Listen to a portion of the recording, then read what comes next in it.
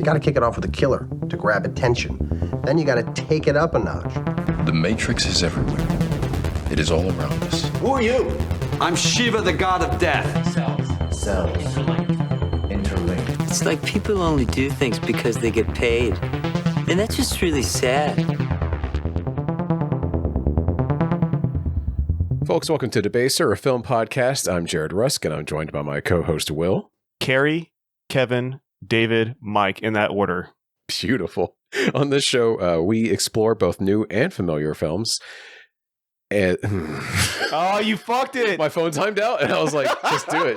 Just do it. You've got it memorized. On this show, we explore both new and familiar movies as we attempt to analyze and interpret them, all in an effort to debase the films and ourselves. And I'm sorry to have dropped the illusion that I have that intro memorized. It's okay, dude. Will, we are covering The Iron Claw today. They're coming out from the side of the ring with Iron Claw, baby. Here comes the Iron Claw trailer. Ever since I was a child, people said my family was cursed. Mom tried to protect us with God. Pop tried to protect us with wrestling. He said if we were the toughest, the strongest, nothing had ever hurt us. I believed him. We all did. Morning. Pants tomorrow, please, David. Perry, I want you to join your brothers in the ring. Yes, sir. I love that. Woo! Now, we all know Carrie's my favorite, then Kev, then David, then Mike. But the rankings can always change. What do you want in life, Kevin Von Erich?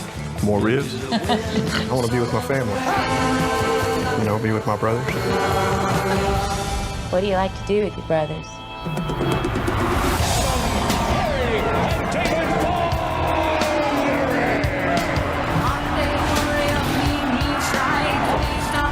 Together, we can do anything. We're here to restore justice to the Wrestling Federation that our father built with his own two hands. The hands that were passed down to us. The hands that will deliver the Iron Claw to you. So what do you think? Like we're alive. I love your family, Kevin. You know your uncle? Yes, sir. Oh, man, that makes me so happy. I'll talk to you about something, Mom. Dad's too tough on us. You gotta say something. Baby, that's what your brothers are for. Feel that? You feel that? That's pressure. You're pushing too hard. I'm fine, Kev. Seriously, I'm just sick. I'm scared, man. It all out of control. It was a terrible accident. I should have stopped him. I need to think about my family. Your job is to wrestle. Live up to that deal or we are through. I told you to look out for him! I just love being out there with you guys. It's the only thing that matters to me. The Bonner will forever be the greatest family in the history of wrestling.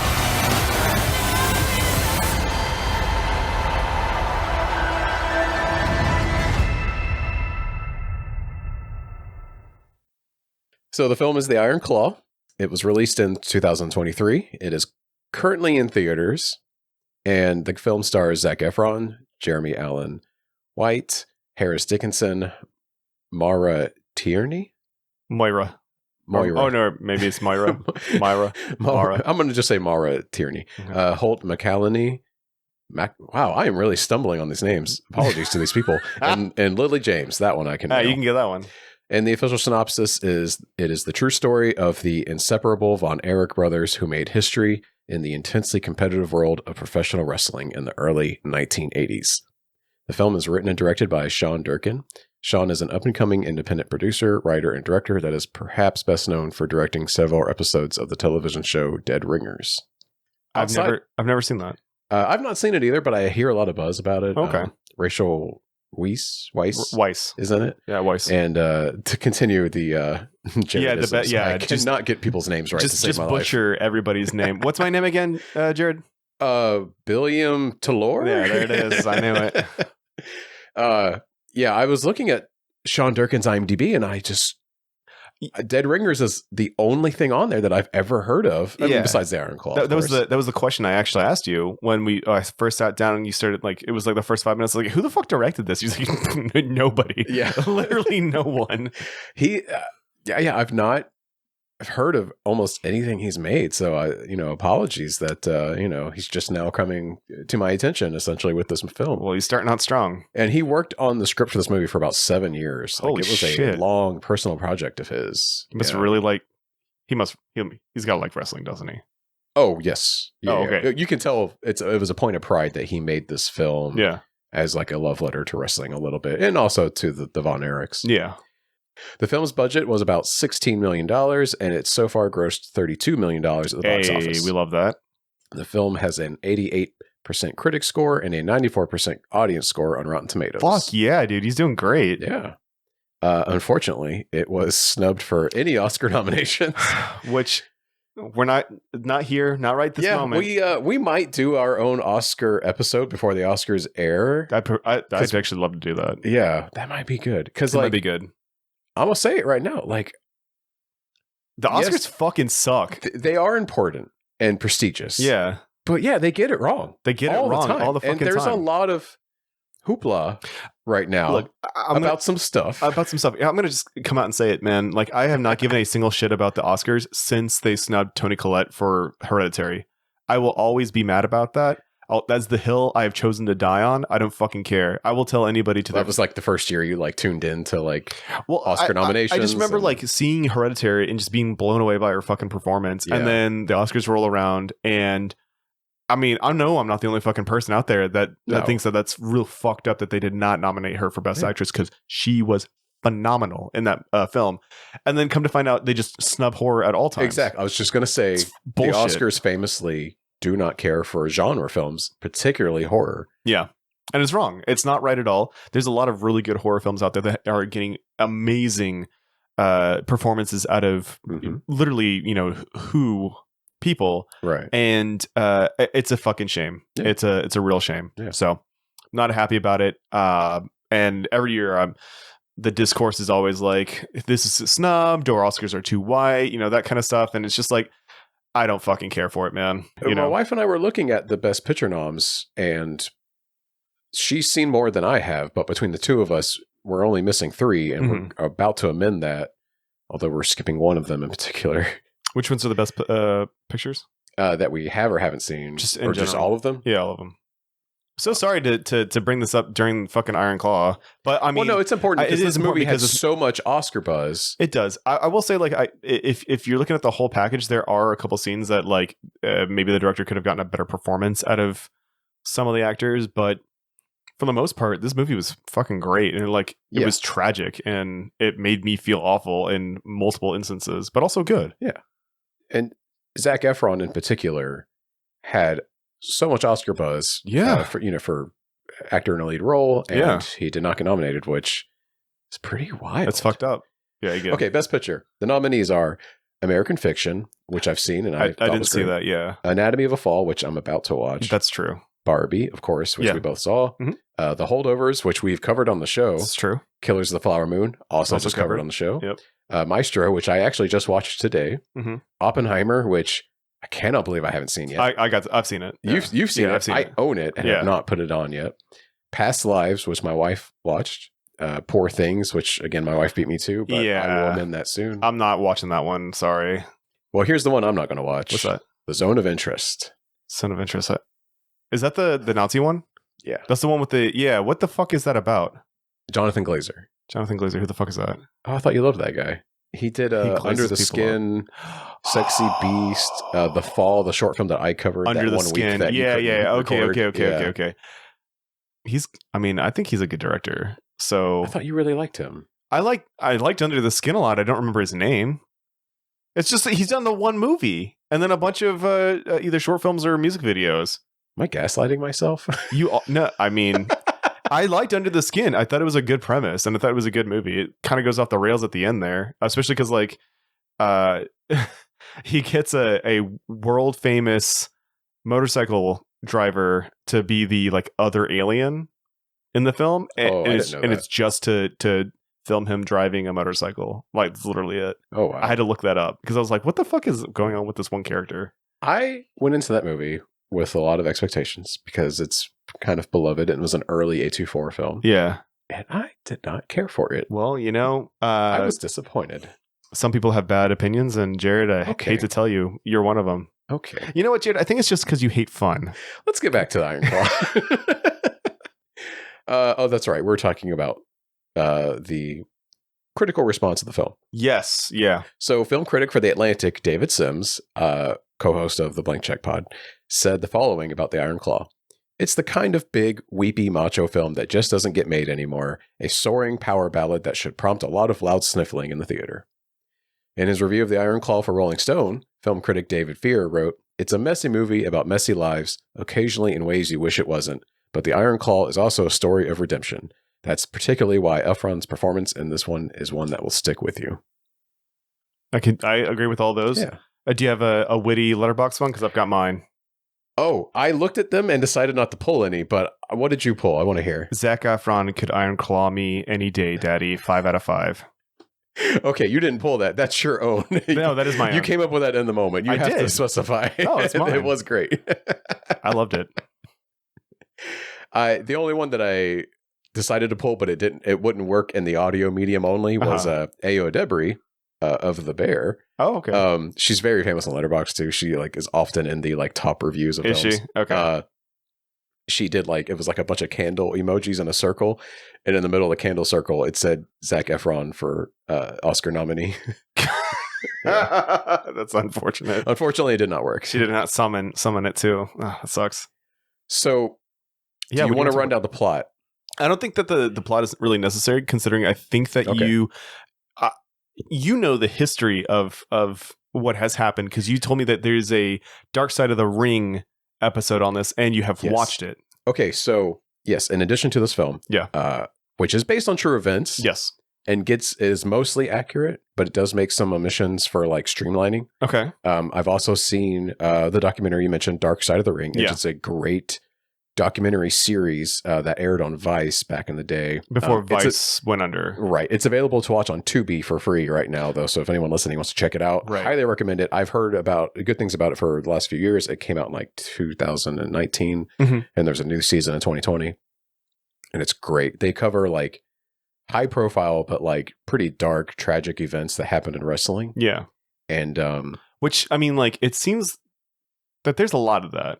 Oh, because I know that these guys put themselves through absolute hell for people's entertainment for basically nothing, for the chance to be like The Rock or John Cena and get Hollywood deals and shit. And for every The Rock and John Cena, you have 50 to 100 guys that amount to nothing, get a bunch of at minimum, and get a bunch of injuries to show for their hard work, and that's put their bodies through hell.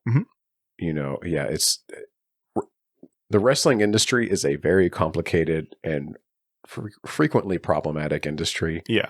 But you love it. You love it. But now, having gone through both this movie and that documentary series, it really makes you it gives you a better appreciation for the craft itself. Yeah. For the performers. Right. Yeah. Because it's not all, okay. On the subject, whenever people just say, yeah, wrestling's fake, it's they do. So are fucking movies. Shut the fuck up. That's not the point. So no shit.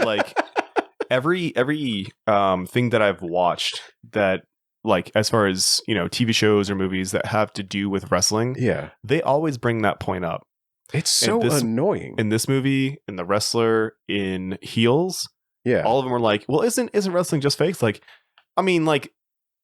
What's going on in front of you is fake, quote unquote. The storyline has already been developed, but what they're doing is real. They're really cutting themselves out there on the mat. They're really fucking kicking each other. And that's what's so fascinating about it is it is hard. It is an actual athletic thing to do. Yeah. You have to be jacked. You have to be athletic. You have to perform. You have to be talented both, as a wordsmith, in order to hype up the crowd, people, and get that talk heat, trash or whatever. Heat, baby. Exactly. Yeah.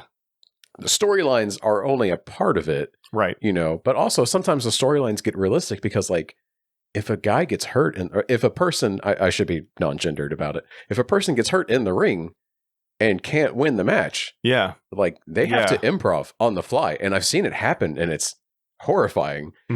but depending on how well they can carry it off, like sometimes they trick you and it's a triumphant. work. Yeah. And you're like, oh, that guy's not actually hurt. You know? Yeah, exactly. It's wild. Sometimes they'll carry a guy off on a stretcher with the medics and you're like, oh no. And then the guy that just beat him will leap off the corner of the ring on top of the stretcher.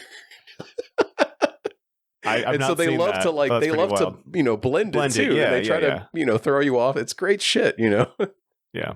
Anyway, but yeah, like it's brought up in every single like wrestling media, but I feel like not only this film, because there's always that kind of pushback from people about it. Yeah, and I remember like that's when I stopped watching wrestling when I was like 8. Because somebody pointed out, I was like, it's all fake. I was like, oh, well, why the fuck would I watch this stuff? And I have like such a great appreciation of it now. Yeah. Because it's entertainment. But you don't walk out of Dune and go, man, that movie was so good. Paul Atreides did this and this. And someone goes, yeah, but it's fake. And it's like, yeah, no fucking shit. Shut the fuck up. I was entertained for 2 hours. I think that the counter argument to that is like you're watching physical people doing physical stuff. Yeah. And the suspension of disbelief is so, so huge or like palpable because these are real people doing this stuff right in front of you. Like they're able to do all these tricks and make you think that it's real. Right. When it's not. And so some people believe that it's really real. And, there are people out there that want to, shit on other people's fun.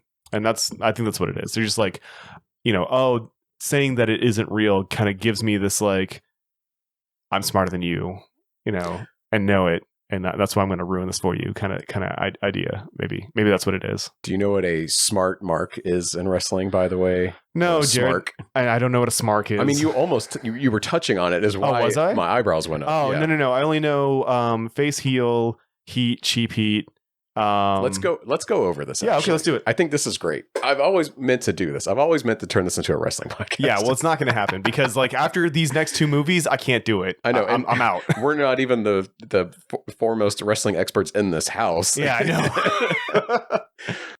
know. So a smart mark is someone who knows a lot about the industry.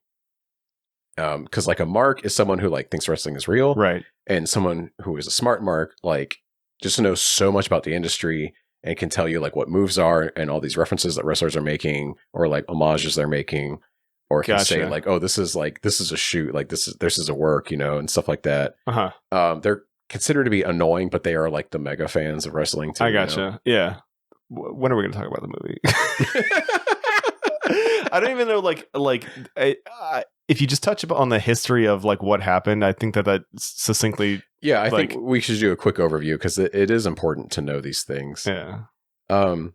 Okay, so a shoot is like when a wrestler or personality deliberately goes off script, making candid comments, improving during an interview, breaking kayfabe, or legitimately attacking an opponent. Those are always the best. When you see something like that happen and you're trying to figure out if it was actually a shoot or not, it's so fun watching that stuff. A heel is basically a villain, a bad person. Yeah. A face or baby face is a good guy, someone you're supposed to root for. Mm-hmm. But often heels are the more fun. They're more fun because you hate them. Right, they get to do more shit. Yeah. They get to be evil. It's something to be fucking. God, it's so good. Dickheads. Yeah.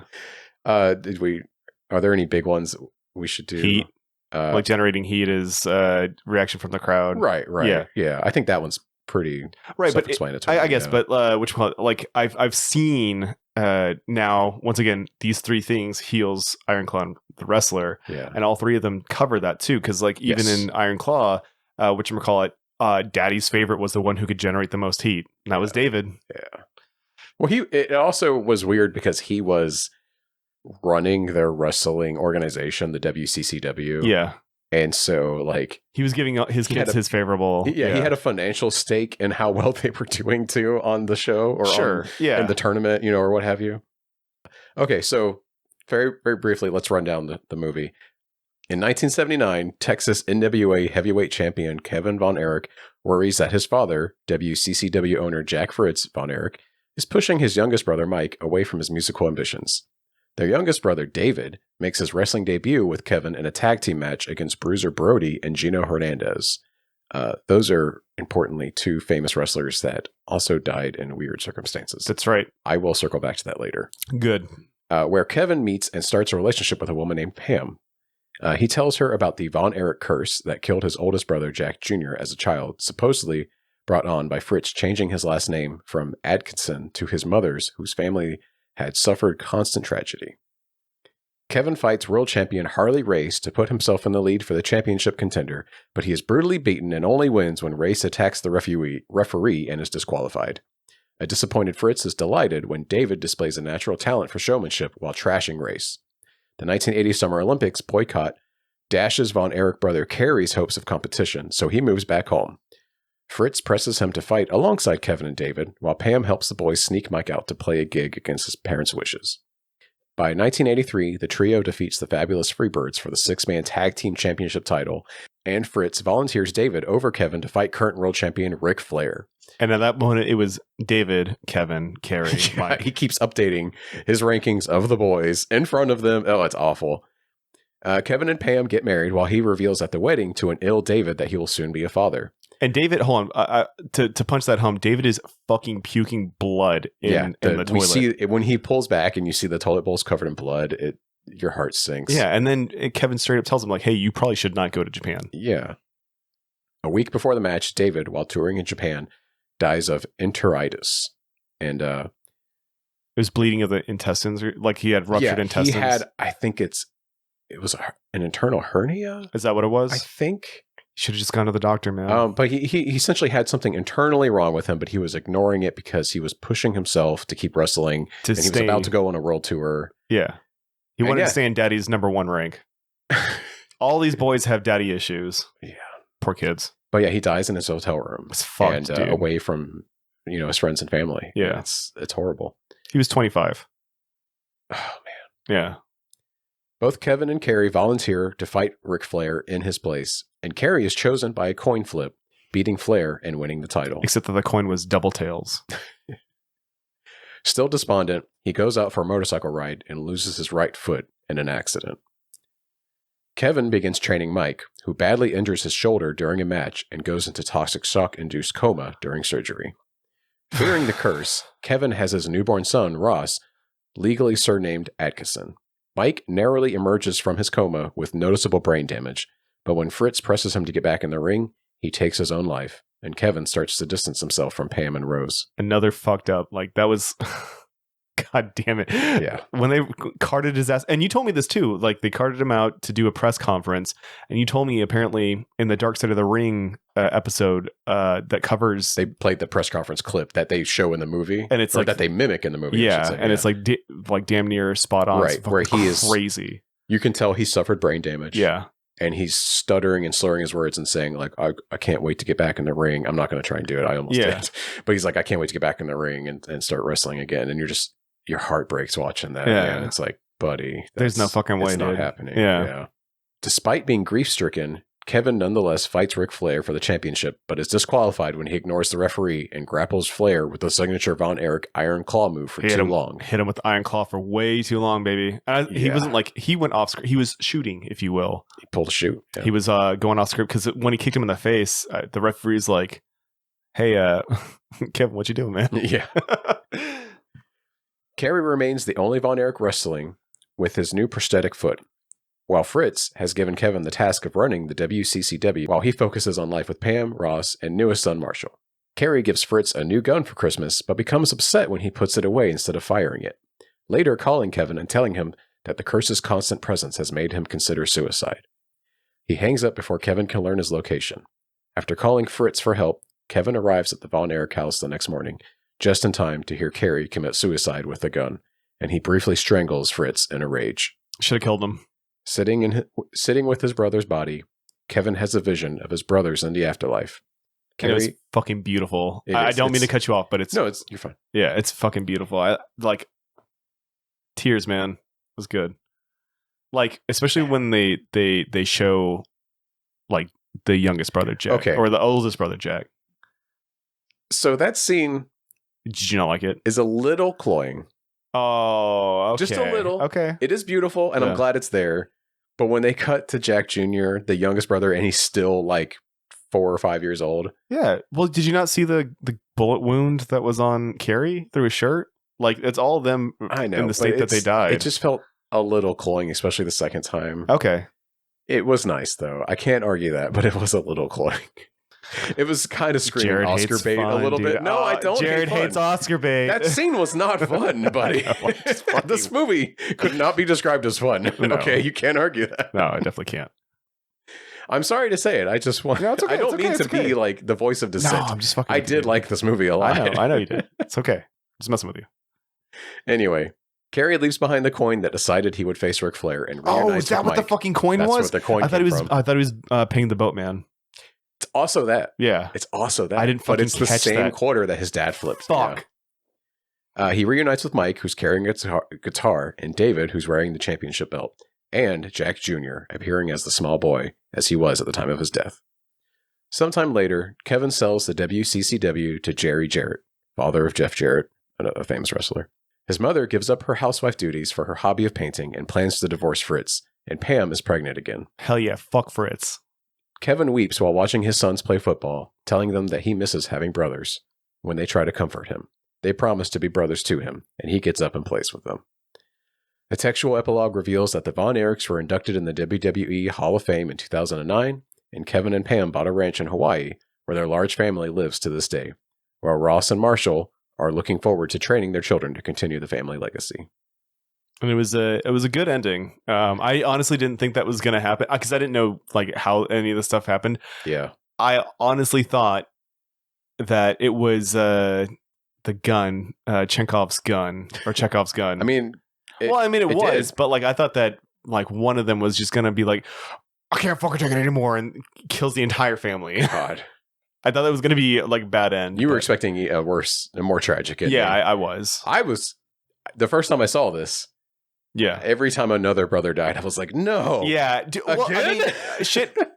We just watched it, and I was doing the same thing. I was like, you've got to be fucking kidding me. I think by the second death, you were like, okay, they're all going to die.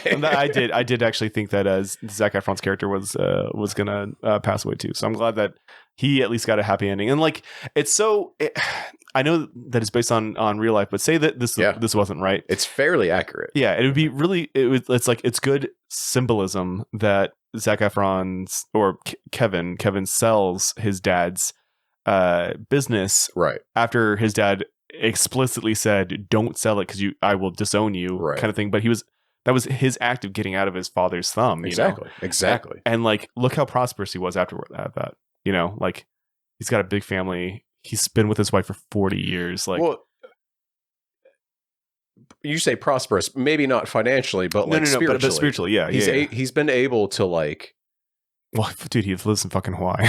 Well, right, but what's really nice is as we get that ending epilogue, we see a picture of the real family, and it's a humongous family. Him and all of his kids, all of his grandkids, and it's so nice. It's a really nice like swell to see. Yeah.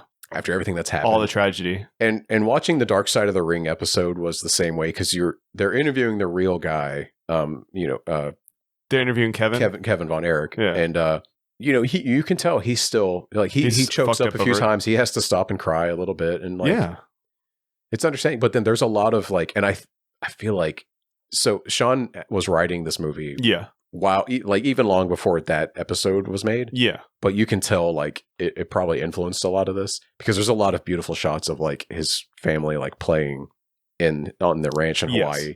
And him just like living on the land, like he's just walking around barefoot on the trees and stuff because he's a barefoot guy. He's a barefoot guy. Zac Efron, as he's playing Kevin, he's always wrestling barefoot. Yeah, which really seemed to bother you at first. Well, no, I was like, I was confused because it's like, okay, why does nobody just start stepping on his fucking toes? You know? Oh yeah, that was my thought process. And your wife mentioned she's like, yeah, he got his boots stolen once. And he was like, well, fuck that. I'm just gonna. He just made it his thing. Yeah, he made it his thing. That's cool. You know. Yeah. I've got a buddy who does the same thing for 40K. He does not wear shoes. Oh. I don't know what to tell you. He doesn't wear shoes. I mean, does he have like hobbit feet or does he keep them clean? He's a man of the land, dude. Like the joke is that he like wrestles gators and shit. You know, he's a big guy. He's a big guy. We live in Florida. Of course, live in Florida, baby. Of course you know a guy like that. Of course, yeah. He lives in the Panhandle. Is he the guy that has an Instagram account where he walks around looking for that giant boa constrictor in the Everglades? Fishing Garrett? Yeah, Fishing Garrett. I love that guy, dude. Did you know that somebody made it? I'm so sorry to go off on a tangent. Did you know somebody made a Instagram profile that is the 20-foot python, and he comments on every single one of his videos like, "You're never gonna catch me. You're never gonna get me, dude." It's fucking great. That guy is going to stop. That's called a work. It is a work. It's great. So good. But, that's awesome. Yeah, man. So I got questions for you because I know that you know more stuff. What happened to Jack Jr.? How did Jack Jr. die? Okay, I'm glad you asked. Because I really honestly thought that this movie was going to be a lot about the physical abuse of a father. Yeah. And the goading his sons into stuff. And like obviously that's a lot of emotional abuse. Right. You kept. There was a moment where you were saying to me that you were sure that he was physically abusive to his sons. He had to be. And the film doesn't even imply that. But what I was going to say to you was he was emotionally abusive to them. Well, yeah, obviously. He put so much pressure on them. He was so like withholding with his love. Yeah. It was very conditional. Yep. Like it was only when you win the world championship did he matter to him. And even then, like it broke Carrie clearly, If you were a gold or like an Olympian, Carrie was the best because he was in the Olympics. Right. It was like whoever was like the best, most successful brother was like the best to him. It's crazy. But there has been some discourse about how this film paints the father as too much of a villain. Really? And there were people, that knew the Von Erich story that were kind of like, this is really cruel to the dad. I don't know if Kevin necessarily disagrees. I would love to hear Kevin's. Right. He's been on the press tour for this movie in support of it. So I don't know that he disagrees. That's like a silent endorsement. I almost think so. That's what I think. Okay. Right. Exactly. By not openly disagreeing with it, it's like you're saying, it's like he does agree with it. Yeah. But he didn't write the film.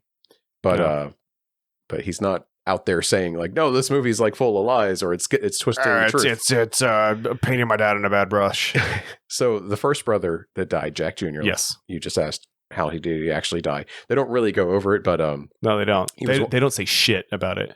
It was a freak accident. He was walking home from school one day, and like elementary school. He was very young. Oh, I know it was. And he made contact with like a trailer hitch on a trailer, which happened to be electrified. And then it electrocuted him, and then he fell face first into a puddle and drowned. What the fuck? Yeah, and drowned in the puddle. Oh, dude, no wonder they think that they're fucking cursed. That is the craziest fucking way to go. Yeah. So in addition to the curse thing, by the way, and they don't talk about this in the movie at all, part of the belief of the curse is because Fritz, the dad, adopted his wife's maiden name, Von Erich. Von Erich. Because it sounded German, and he was playing a heel. Oh, and he was a Nazi wrestler. He was a Nazi heel. I would say I saw that like his name was Fritz, and I was like, oh, that's very Germanic. And he's like, does not sound it at all. He played a Nazi heel. That's fucking hilarious. And he would walk around with like the Iron Cross. Oh my god, and the swastika. Yeah. Serious. Is that why it's the Iron Claw? Sure. Yeah, because the Eagle Claw, dude. Yeah. Actually, holy that makes shit. sense. Yeah. But yeah, they played just a split second of footage in the Dark Side of the Ring episode where he's walking around with the Iron Cross flag on his back because he played a Nazi, and that's part of why it's like, okay, you did something that egregious. Yeah, like your family's cursed. You invited it into your fucking. Yeah. Damn, that's crazy, dude. Now, when the Von Erich brothers, his sons went on to wrestle, they dropped the Nazi thing. Oh, of course. So that was not a part of their shtick. They were just good old American boys. Exactly. They were faces where their dad was a heel. They were baby faces. Yeah. And they were literally like good old Texas boys. Yeah. And they were very beloved. This is an independent film of like a small budget. And I feel like it doesn't do enough of a job to really show how famous they were. Like they were crazy famous. And you pointed out the one scene that probably would have shown how famous they were was when David died and they were driving. At David's funeral. They're having the funeral procession drive down the street, and man, my face. There's like thousands of people. There's people just lined up all over the street. Yeah, and I saw footage of the actual televised funeral, and it was huge. Yeah. And they also had a funeral for him in Japan because that's where he died. That's right. And it was also huge. Wrestling is very respected in Japan. And all wrestlers are just well regarded over there. Yeah. And they had a huge ceremony for him. It was poor kid. Yeah. It's fucked. It's bad. It is bad. So I have a bomb to drop on you. Oh, hell yeah. Fucking drop it. So something that was omitted from this movie. The iron bomb? For time and for streamlining. Yeah. There was another brother that died. You fucking kidding me? Are you fucking kidding me, Jared? I'm dead serious. Dude, what the fuck? There was another brother. How old was he? In his mid-20s. And the brother that got left out, he died the same way that Carrie dies in this film. He killed himself. I think Carrie actually shot himself in the head. They both shot themselves. Okay. Yeah. Why? Was it his dad? I believe it was because the pressure to wrestle was so intense and he never quite made it. He also wasn't as tall as his brothers. He only ever was 5'5", where his brothers were all into the, I think, upper 6 feet. Yeah, Kevin was 6'2". David was 6'5". Damn, I can't believe you remember all this. And of course, none of the actors playing them are actually that tall. No. I think Zac Efron's as tall as I am. Yeah, I think so. I found out today I'm taller than Michael Keaton. Nice. And I never knew he was like 5'8" in the Batman films. I guess it's the boots. Maybe they're it's like the boots, dude. He's got the same boots. He's got the Ron DeSantis boots. Get out of my fucking head! Get out of my head, dude! Rest in piss, you fucker. Yeah. So good. It's hard to get that excited about him dropping out though because of the Anyway. I know, but still, fuck him. But yeah, there was another brother. I cannot believe that. I can't fucking believe that. That is the fucking. And there's been a lot of discourse on the internet about it when people found out, and there was another brother, and they didn't write him in. And the writer and director Sean Durkin came out and was like, "I agonized over this for so long," and he's like, "The movie just couldn't handle another tragedy." How long was the movie? It was like it's 2 hours and 12 minutes, I think, to the dot. New director. You can't push 3. You can't fucking do it. Yeah.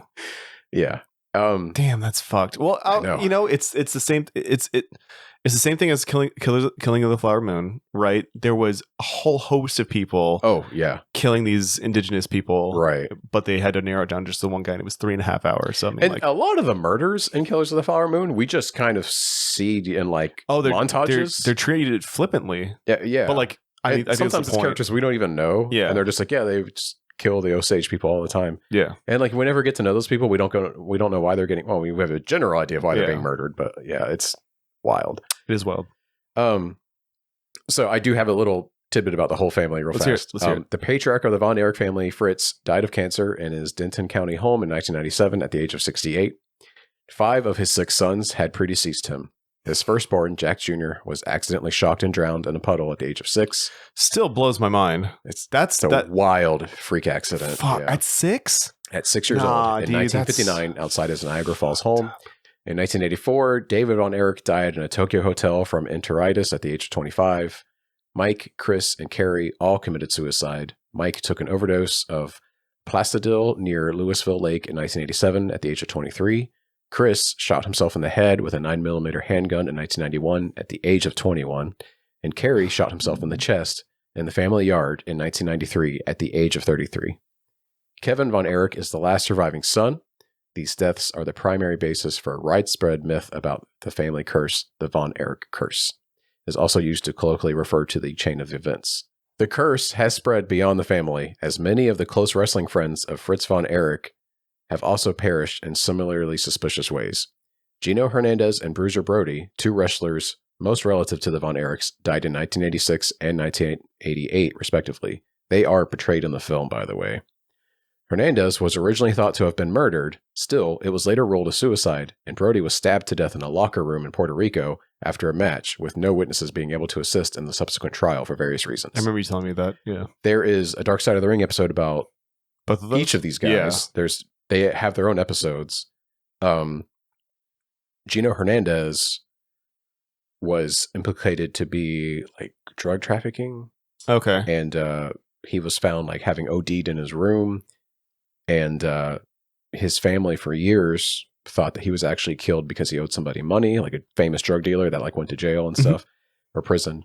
And someone who goes unnamed and with a voice modulator in the film or in the show records themselves saying to the family like, hey, I knew Gino and I knew this drug dealer guy. Nobody killed Gino. It was an accident. Like, we all felt terrible about it, but like, you can rest at ease. Like, there was no conspiracy. Like, none of us wanted him to die. He didn't owe anybody money. It's okay. And the family listens to it and they're like, that's really comforting to hear. That's good. Bruiser Brody, on the other hand, was murdered by another wrestler. Yeah. And there was a trial and the guy got off. And that's the craziest damn thing. That episode is a hard watch because like that guy was such a cool dude. I mean, he was an insane wrestler. Yeah. He played a heel who like people legitimately thought like he was really scary. Like he would go into the crowds with like a barbed wire wrapped bat and just start swinging it at people and stuff. Jesus. But he was like, apparently he was like a really nice guy to people. Yeah. But he had really pissed off this other wrestler. Obviously the one that, ended up stabbing him.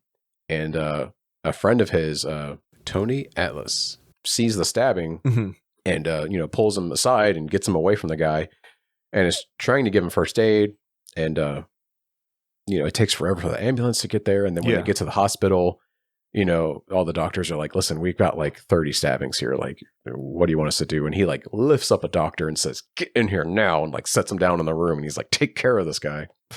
But it wasn't enough. He doesn't make it through the night. Damn, that sucks. And so when he gets back to the locker room, he tells the guys, like the cops are taking statements and everyone's saying like they didn't see anything.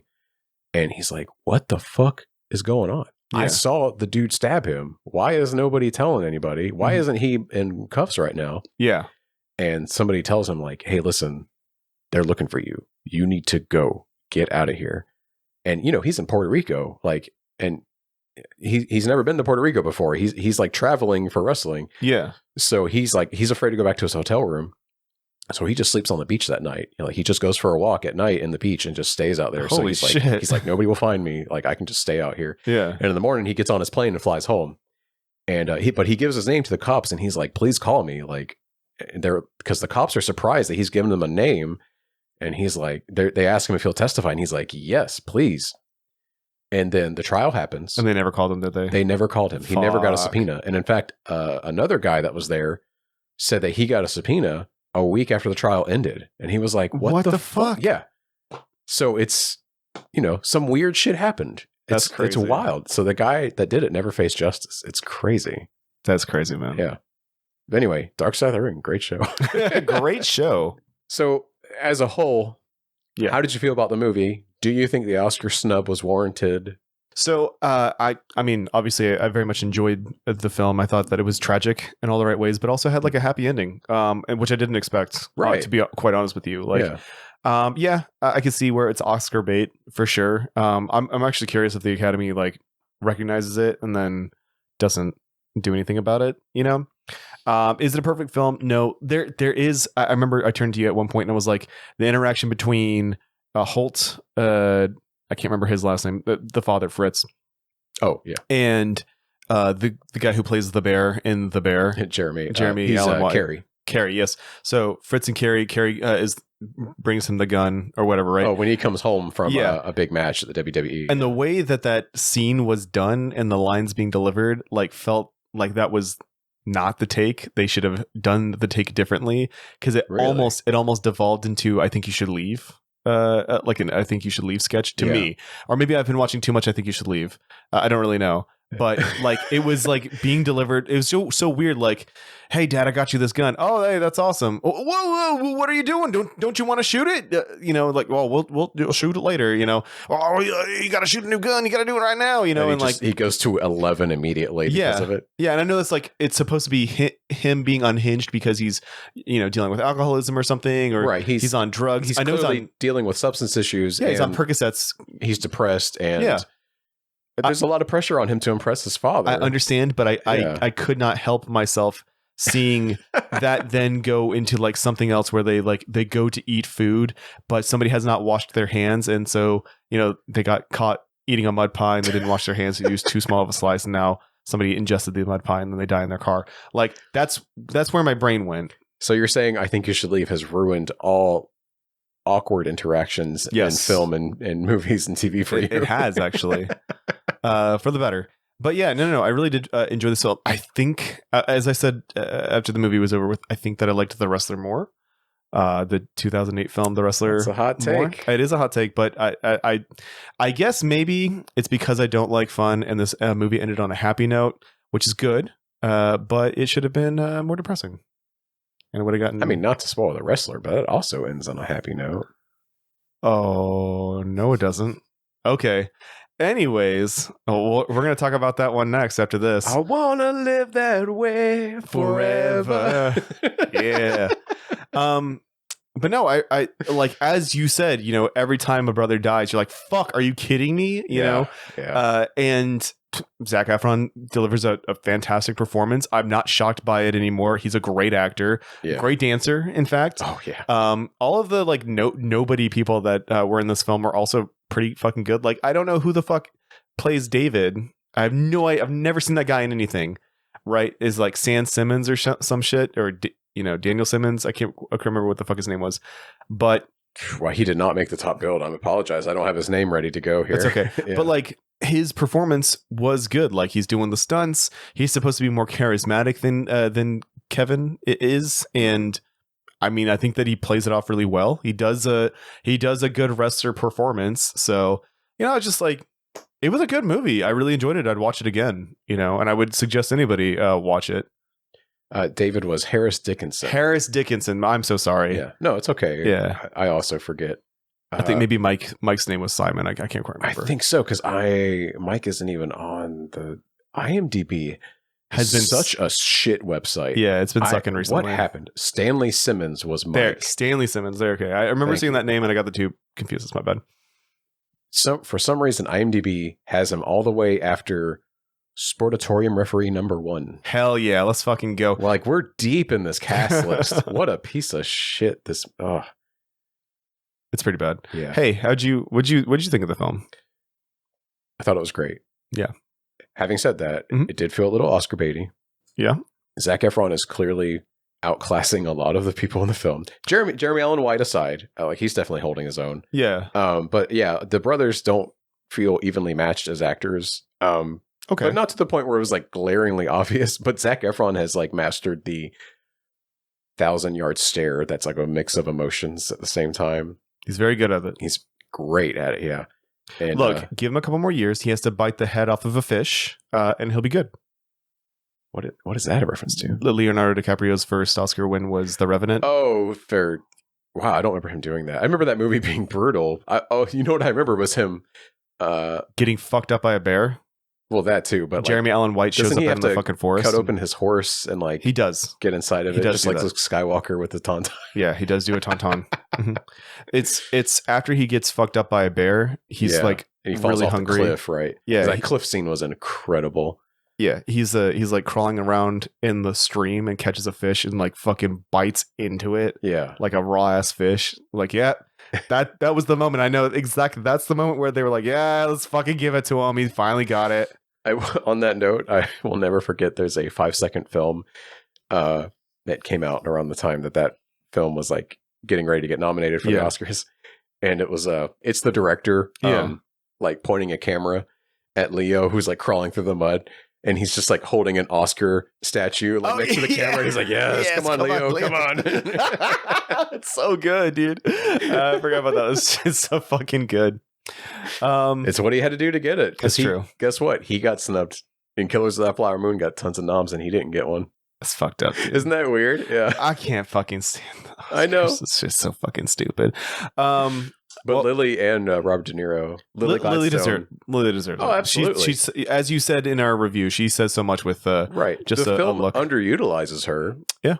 But she did an amazing job.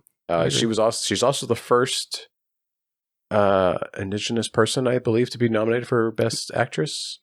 should have given it to the girl from Prey, but that's okay. I believe her response to that was, "What took so long too?"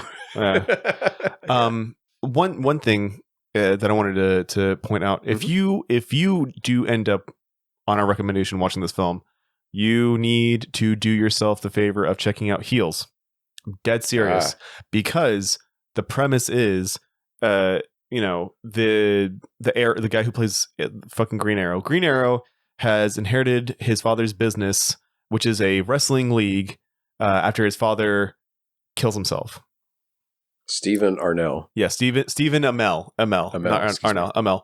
Yeah, Stephen Amell inherits his father's wrestling league and writes for all the people that are there. And his brother, Ace, is the rising star. And when watching this film, I found out that, Kevin got the wrestling business. It all like started syncing up to me, because like Heels is a love letter to all of wrestling. There is references to literally everything in that show, like even stuff that I'm sure I didn't even catch. Case in point, the way that season 2 ended, and I'm gonna,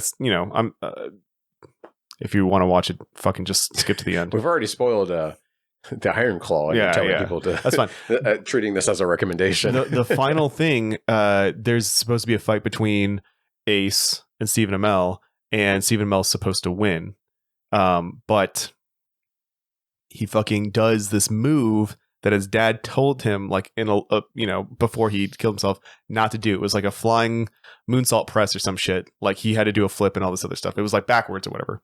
He does the move, breaks his fucking back, can't feel his legs, and they have to audible and have Ace stand up to win, which happened. You told me it happened to another person. He didn't like become a paraplegic, but he did hurt himself, and somebody else had to win. The match you're talking about, it was Jon Moxley versus Rey Fenix in an AEW show in September, I think, last year at the Dynamite Grand Slam.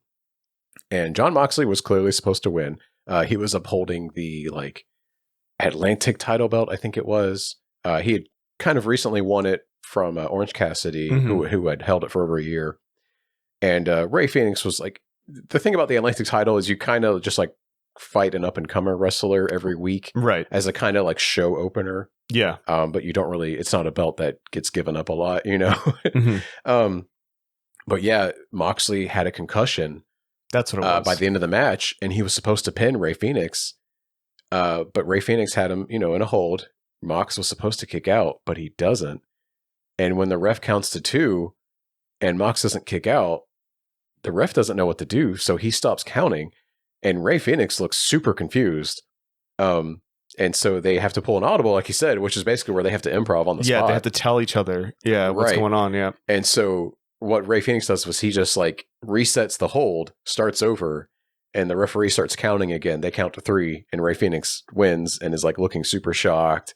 And the cameras strictly follow Rey Fenix as he's like gets out of the ring immediately and starts walking around like holding up his hands and looking victorious. Well, so I assume, medical personnel attend to Moxley. Yep. And we later learned that he suffered from a concussion. He was able to walk out of the ring and gave a thumbs up to everybody, because I was like following it on Twitter from like people that were in the ring at the time, because it was airing live. And it was scary, and he has since spoken up that like there needs to be more protections for wrestlers, which and like we need to circles avoid right back to what we were fucking talking about in that it's not real, but it fucking is. Exactly. Yeah. Because it is dangerous. Like it's portrayed to be more dangerous than it is, obviously, but like they can get hurt, and they do get hurt all the time. Yeah. And people have died. Yeah. In the ring and out of it. And a lot of wrestlers don't live for a long time. And if they do, they're in a lot of pain and agony. They suffer from lifelong injuries. CTE is a very real thing in the wrestling community. I'm not even going to get into Chris Benoit. I don't know how much you know about that.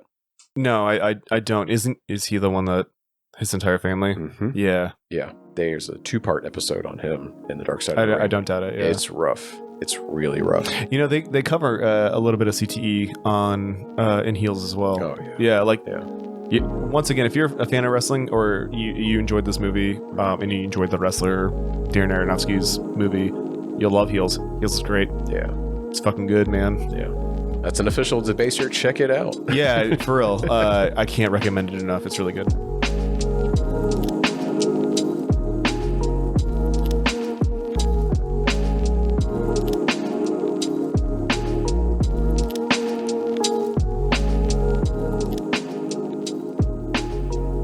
Well, folks, thank you for listening to Debaser. If you enjoyed this episode, please subscribe to us on your podcast app and follow us on social media by searching for @DebaserPod, especially on Instagram, because that's where I focus on. I've been Jared Rusk, and my lovely co-host has been Will Taylor. Will, where can people find you, and would you like to plug anything? You can find me on Pocket_Infinity in Instagram. I would like to plug our YouTube channel. Please, you know what to do. I love that you do that, and I've dropped doing it. It's okay. I need to keep it. And there's going to be one more thing. Not necessarily I want to plug, and I know he's never going to hear this, but I wanted to give a congratulations to Matt Laura. He recently won the Las Vegas Open, which is like the biggest Warhammer 40K thing outside of the World Championships. Yeah. And he's the son of one of my coworkers. Oh shit! He's a great kid. Oh, good for him. He's like in his early 20s. He's has a long road ahead of him of being like a professional coach and making money doing 40K stuff. So fucking congrats to him. Good job, kid. Wait a minute. Is he like a Warhammer Nepo baby? I mean, no, I wouldn't say that. Bill like works for us, but I don't know if Bill was ever good at the game or not. He was founded in Warhammer. Yeah, he knew Warhammer before he could walk. Wait, hold on. Are you telling me that my kid's gonna be a Warhammer Nepo baby? I mean, yeah, it kind of feels like it. If he gets into Warhammer, he's gonna be labeled Nepo baby. It's over. Yeah, it's good shit. So, all right, well, that's a wrap, folks. Good night.